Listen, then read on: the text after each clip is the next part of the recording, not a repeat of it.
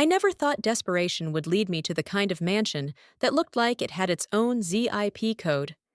The iron gates creaked open with a slowness that felt judgmental, as if even the mechanics of the estate questioned why someone like me had the audacity to approach. I tightened my grip on my worn canvas tote and adjusted the hem of my skirt. My blouse, freshly ironed, though already wilting from the late summer heat, clung to my back. When I stepped out of the cab, my sandals crunched lightly on the white gravel driveway. Before I could take in the sheer scale of the building, the massive front door opened with a hiss, and out stepped a woman dressed in black heels, a pencil skirt, and a face carved from stone. "Miss Carter?" she asked, her tone clipped, her eyes scanning me like I might smuggle in germs. "That's me," I answered, trying to keep my voice steady. She didn't smile. "You're early. That's preferable. Come in." I followed her inside, stepping into a foyer so grand I instinctively slowed my walk. A sweeping staircase curved upward, like something out of a period drama. A chandelier bigger than my entire apartment glowed above us, crystal droplets catching the sunlight. "I'm Mrs. Easton," she said as she led me down a hallway lined with oil paintings and ornate mirrors. "House manager, you'll be reporting directly to me. The position is for a full-time live-in nanny. I assume you've reviewed the conditions?" "I have," I said, clutching the straps of my bag like a lifeline. "And I'm ready to start immediately." She glanced at me again, sharply this time, but said nothing. We stopped in front of a pastel-colored door, and Mrs. Easton knocked once before opening it. Inside, a little girl was sitting cross-legged on the floor, humming to herself as she arranged stuffed animals in neat rows. She looked up when we entered, and for a moment, everything else fell away. She had chestnut curls, big hazel eyes, and a smile that instantly softened the edges of this cold house. "Lily," Mrs. Easton said, "this is Miss Carter. She may be staying with us for a while." The little girl stood, brushed invisible lint off her dress, and walked over to me with the poise of a child twice her age. Then she offered me a stuffed pink bear without saying a word. I knelt to her level. "Thank you, Lily. He looks like someone I'd like to be friends with." "You can keep him," she said brightly. "He likes new people." Mrs. Easton cleared her throat. "You'll take meals with the staff in the kitchen. You are not to wander beyond the East Wing unless called for. No visitors, no smoking, no romantic entanglements with the family or staff." I blinked. "Of course not. I'll have someone show you to your room. Your schedule begins tomorrow." I watched Lily return to her tea party in silence, and for the first time in days, I felt a twinge of something like hope. Maybe I could do this. Maybe, just maybe, things were turning around. But the peace was short-lived. Later that afternoon, as I sat in the staff kitchen sipping weak coffee from a porcelain cup that probably cost more than my entire wardrobe, I heard footsteps. Confident, purposeful, expensive. When I looked up, a tall man in a navy suit walked in. His hair was dark and just slightly tousled, as if styled that way on purpose. His jawline looked like it belonged on a billboard, and when our eyes met, his lips curved in a knowing smile. He held out a hand.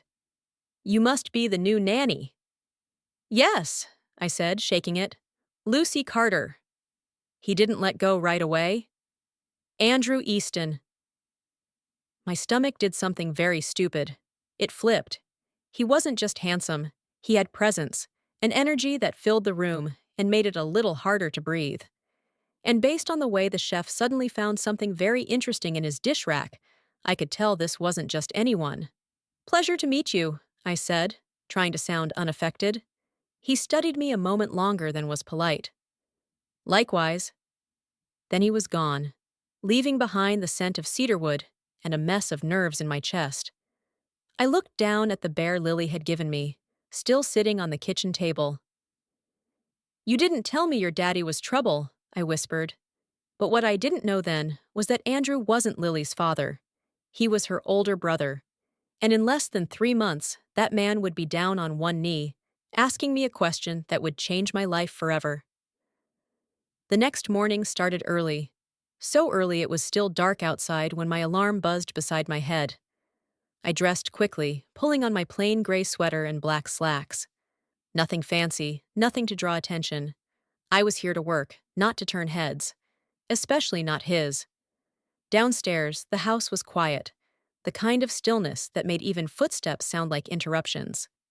I made my way to the kitchen, where the chef handed me a plate with a soft grunt and a nod. Scrambled eggs, toast, and tea.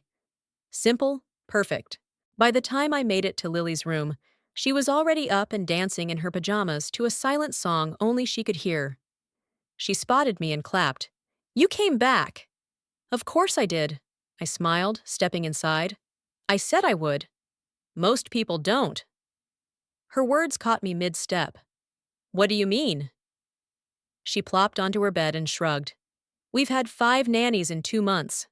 I sat beside her. 5? Yeah, one cried a lot.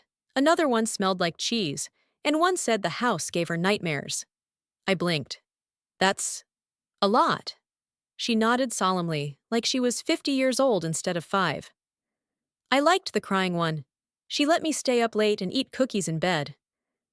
"I might not do the cookies part," I said, grinning, "but I'll do my best not to cry."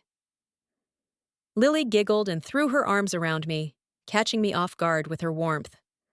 I wrapped my arms around her and realized how much I'd missed this. Being needed, being trusted, being someone's safe space. "I like you, Miss Lucy," she whispered. "I like you too, Lily." And I meant it. We spent the morning reading stories, doing puzzles, and chasing bubbles in the garden while the sun slowly rose over the sprawling estate. By noon, she was yawning and ready for her nap. I tucked her into bed, careful to place the pink bear at her side like she preferred. As I stepped into the hallway, I turned to find Andrew leaning against the wall, arms crossed over his chest. My heart leapt into my throat. "She likes you," he said softly. I steadied myself. "She's a sweet kid. Easy to like." He nodded. "Not everyone thinks so. She's been through a lot." I leaned against the doorframe. "I can tell." He looked at me with something unreadable in his expression. Then, pushing off the wall, he stepped closer. "You assumed I was her father yesterday." I laughed awkwardly. "I did. Sorry about that." He chuckled. "No offense taken. Happens more than you'd think. My father, Lily's father, passed away 3 years ago. My stepmother, Emma, had Lily late in life. After he died, she sort of checked out." "I'm sorry," I said genuinely. "Don't be. She's fine. She spends most of her time traveling or meditating in Bali. I think she's on a 6-month retreat in some rainforest at the moment. That's why Lily's here, and why I stepped in." "So you're raising her?" I asked. "As best I can." His smile was tight, tired. Running a company and raising a 5-year-old is a balancing act I never trained for. It hit me then. He wasn't just charming or wealthy. He was trying. Trying to be everything this little girl needed, while the world expected him to be someone entirely different. "I think you're doing better than you think," I said. He met my eyes. "That's kind of you to say, Lucy." Something warm settled between us then, something unspoken. A thread pulled taut and trembling. "I should get back to her schedule," I said quickly, breaking the moment. He nodded, stepping aside. "Of course. Thank you. For today." "Any time." I walked away before he could see how red my face had gotten. As I descended the stairs, my heart was still fluttering. I wasn't here to fall for anyone, especially not a millionaire, especially not my employer, and especially not someone who had the weight of a corporation and a child on his shoulders. But even as I told myself to stay professional, I knew deep down, this wasn't just a job anymore. Something was starting, and I wasn't sure I could stop it. The days began to blur into each other in the best possible way. Lily and I settled into a rhythm, one of puzzles and princess stories, walks in the Eastern gardens, and bedtime lullabies sung quietly in the dusky hush of her pink and white room. She opened up like a flower in spring, blooming with laughter and stubborn curiosity.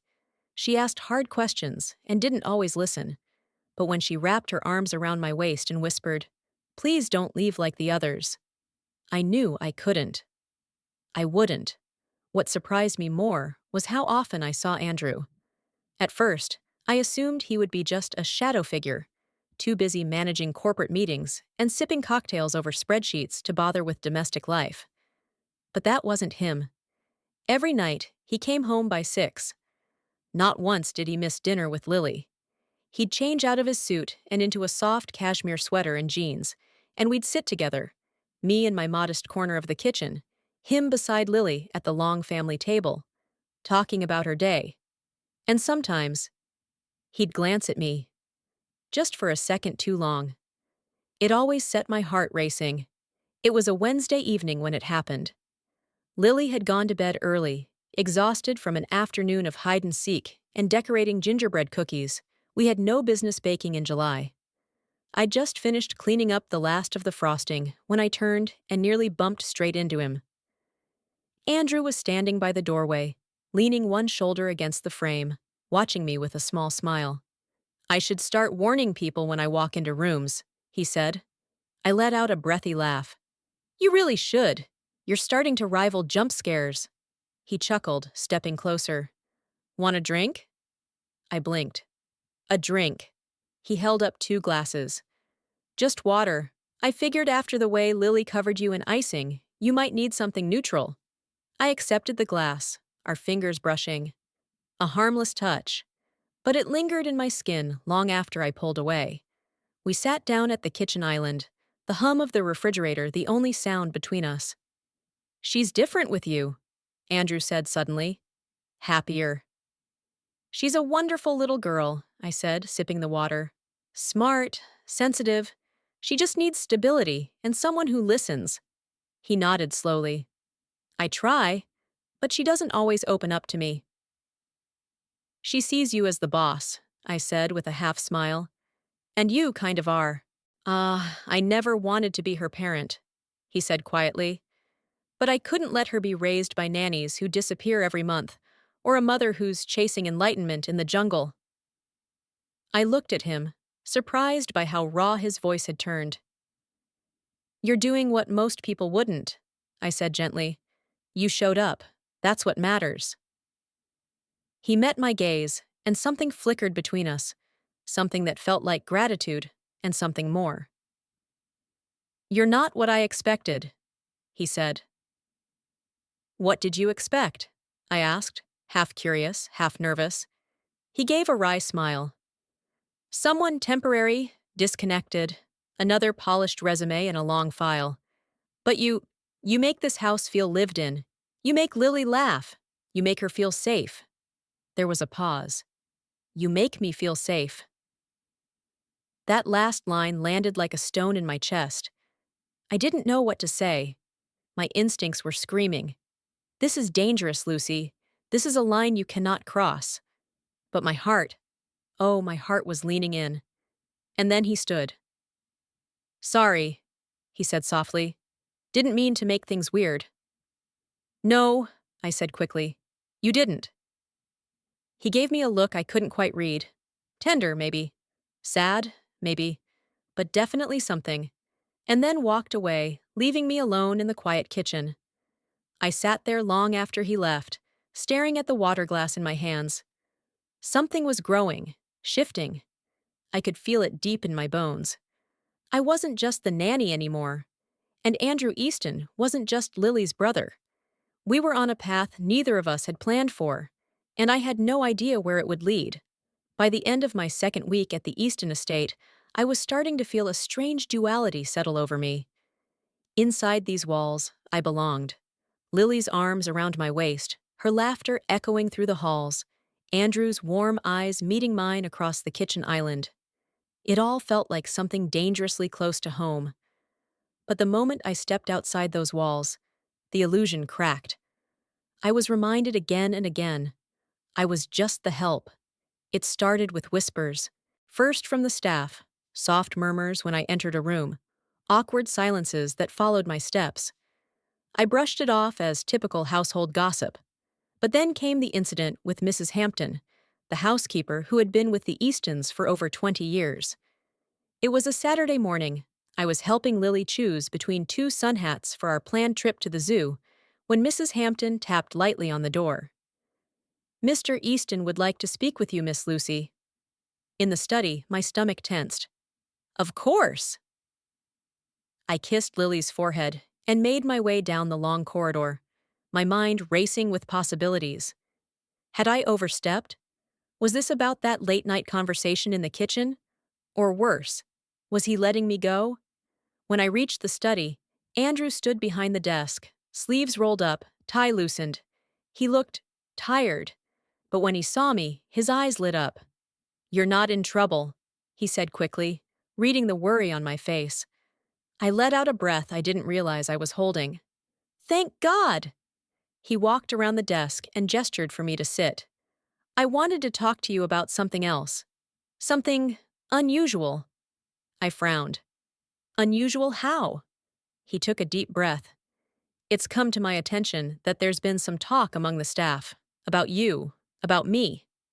I stiffened. "Talk?" He nodded grimly. "Some of the older staff think our working relationship is too close." I swallowed. "Because we talk?" "Because I look at you," he said bluntly. The air went still. I couldn't look away from him. My heart thudded in my ears. "And do you?" He didn't flinch. "Yes." A heavy silence fell between us, the kind filled with possibilities. "I never meant to complicate things for you," I said quietly. "This is your home, your staff, your world." He stepped closer. "And yet, it hasn't felt like a home in years. Not until you came." His voice was low, earnest. But before I could answer, there was a knock at the door. "Mr. Easton?" Mrs. Hampton's voice. "The Carters are here. They're early." Andrew closed his eyes briefly, collecting himself. "Right, thank you." He turned to me, regret flickering across his face. "We'll finish this conversation later." But I wasn't so sure we would. That afternoon, the estate turned into a stage for society's finest. The Carters, one of the oldest money families in the city, had arrived for brunch, followed by several other name-droppable elites. I helped Lily into a delicate pink dress with little ballet shoes and tied her hair with a satin ribbon. "You look like a princess," I said, smoothing the hem. She frowned. "I don't want to be a princess today. Can't I just be Lily?" I smiled softly. "You can always be Lily." We made our way to the garden, where white parasols and crystal pitchers of lemonade sparkled in the sun. Laughter drifted through the hedges, and at the center of it all stood Andrew, effortlessly handsome, dressed in tailored gray slacks and a white shirt rolled at the sleeves. He caught sight of us, and his gaze softened. But then someone stepped between us. Sabrina Carter. She was tall, elegant, and unnaturally poised, blonde curls and perfectly glossed lips, dressed in designer linen, with a glass of champagne in hand. The kind of woman who had grown up attending polo matches and boarding school in the Alps. She smiled at Andrew, touching his arm. "Too familiar, too comfortable." I felt something cold twist in my stomach. "Uncle Andy!" Lily called, running forward. Andrew scooped her up, momentarily brushing Sabrina aside. I remained by the trellis, invisible to everyone except the servants and the groundskeeper. Exactly where I belonged. "She's a cute kid," Sabrina said, brushing a crumb from Andrew's shoulder. "But she really needs a mother figure." Andrew said nothing. Sabrina didn't stop. "You know, people would stop talking if you just make the right choice." "Would they?" he asked dryly. She smiled, teeth gleaming. "We'd be perfect together, Andrew. Everyone says so." I turned away before I could hear his response. That night, after everyone had gone, I found myself walking the gardens under the stars. I wasn't sure why. Maybe I needed air. Maybe I needed distance from the ache that had built up all day. I didn't hear his footsteps until they were right behind me. "I was looking for you," Andrew said softly. I turned. Why? He paused. Because I saw your face today, when Sabrina started talking. I looked away, hugging my arms. She's perfect for your world. I don't want someone for my world, he said. I want someone for my life. Silence. He took a step closer. I wasn't lying when I said you've changed things around here. You've changed me. My voice shook. Andrew. He reached out and took my hand. Lucy, I know this sounds crazy, fast, but I can't pretend anymore. I'm falling in love with you. The night held its breath, and so did I. I stood frozen beneath the stars, my hand still in his. The scent of gardenias lingered in the night air, mixing with the warmth of Andrew's breath as he waited, his confession suspended in the stillness. You're falling in love with me? I finally whispered. Yes. His voice didn't tremble. It was certain, like he'd been holding those words for longer than either of us knew. But I laughed nervously, shaking my head. I'm the nanny, Andrew. You're Lucy, he said simply. The woman who taught my niece how to laugh again, who made this house feel alive, who makes me want more than boardrooms and deals. I looked up at him, heart pounding, but I couldn't ignore the pounding doubt either. What about Sabrina? What about your world? He stepped closer. I don't care about that world. I care about you. I haven't cared what people thought for years. I swallowed hard, my emotions warring. I want to be with you, Lucy. Not just now. I want you in my future, in Lily's. If you'll let me. My heart cracked open. But before I could speak, the sound of hurried footsteps interrupted us. Mr. Easton! It was Mrs. Hampton, clutching her pearls and looking as if she'd just seen a ghost. It's Lily! My blood ran cold. What happened? She had a fever earlier. I thought it was nothing, but now she's shaking. We both ran. Up the marble staircase, down the hallway, into the pale pink room where Lily lay curled beneath the blankets, pale and damp with sweat. Andrew was at her side instantly, touching her forehead. She's burning up.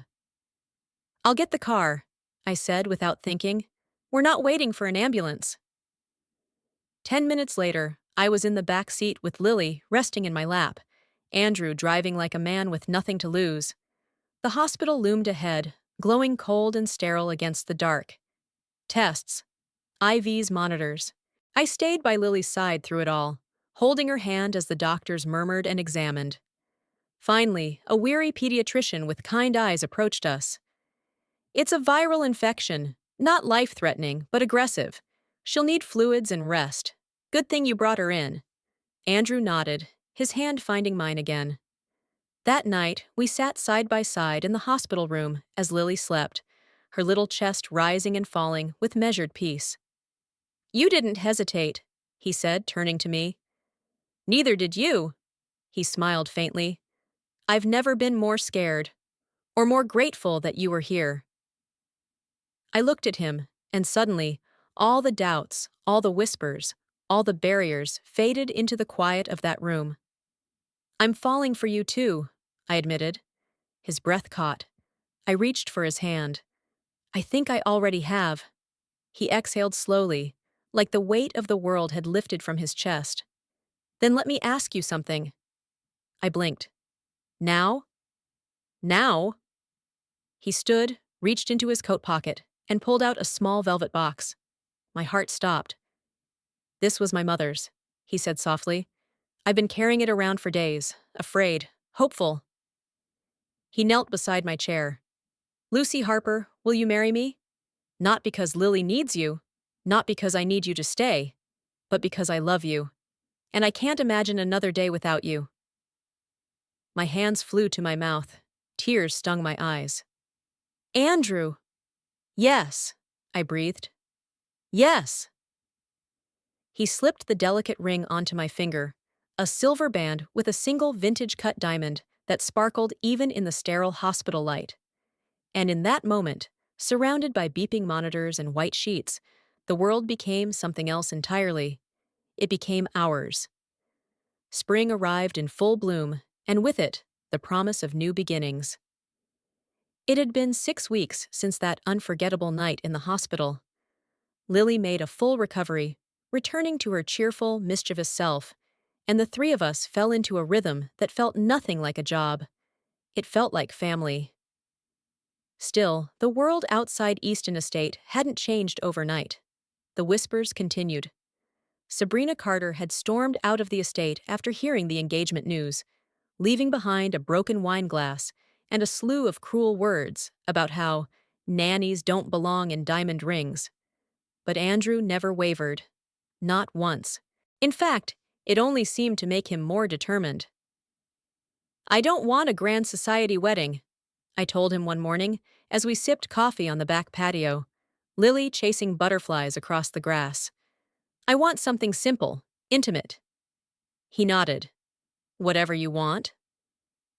"I want it here," I said, "where we fell in love." And so it was. The ceremony took place in the rose garden, beneath the old oak tree that had shaded generations of Eastons, but never witnessed something like this. A billionaire's son marrying the nanny. The irony wasn't lost on anyone. The staff, once skeptical, now rallied behind us. Mrs. Hampton, stubborn and stern, wiped tears from her eyes as I walked down the garden path. "I was wrong about you," she whispered as she handed me my bouquet. "You're exactly what this family needed." Lily was our flower girl, of course, tossing petals with such concentrated seriousness, it made everyone laugh. Andrew stood beneath the arbor, his eyes never leaving mine. When I reached him, he took my hands and leaned in close. "You're breathtaking," he murmured. I smiled. "So are you." The officiant began. The words flowed like music, promises of forever, of partnership, of shared dreams. And when he said, "You may now kiss the bride," Andrew didn't hesitate. He kissed me like we had all the time in the world. And for the first time in my life, I believed we did. After the ceremony, we danced under twinkling string lights strung across the garden. It was just family, friends, and staff. No paparazzi, no press releases. Just joy. "I never imagined this life," I admitted to Andrew as we swayed together. "Neither did I," he said, "but now I can't imagine it without you." Lily tugged at our hands later in the evening, asking for one more dance. We obliged, forming a circle under the stars, her laughter echoing into the night. 6 months later, I sat at the kitchen island, Lily beside me, doing her coloring homework while I nursed a cup of peppermint tea and rested a hand on my belly. Andrew walked in, his tie loosened, face flushed from the October air. He grinned when he saw us. "How are my girls?" he asked, kissing the top of my head, then Lily's. "We're good," I said. "Baby kicked today." His eyes lit up as he placed a hand gently on my stomach. "Really?" Lily leaned in. "Can it hear us yet?" I smiled. "Maybe." She pressed her lips close to my belly and whispered, "Hi, I'm your big sister. I'm going to show you the butterfly garden." Andrew and I locked eyes. The moment was so full, so rich with love, it felt unreal. I had once been the nanny, folding laundry in the guest house and dreaming of a quiet life. Now I was a wife, a mother, a partner. Not because I changed who I was, but because someone finally saw me, all of me, and loved me for it. Sometimes life doesn't follow the path you expect. Sometimes it brings you through kitchens and nurseries and broken hearts, only to land you in the middle of something extraordinary. I never dreamed the man I worked for would kneel in a hospital room and offer me forever. But he did. And I said yes. And every day since, I've kept saying it.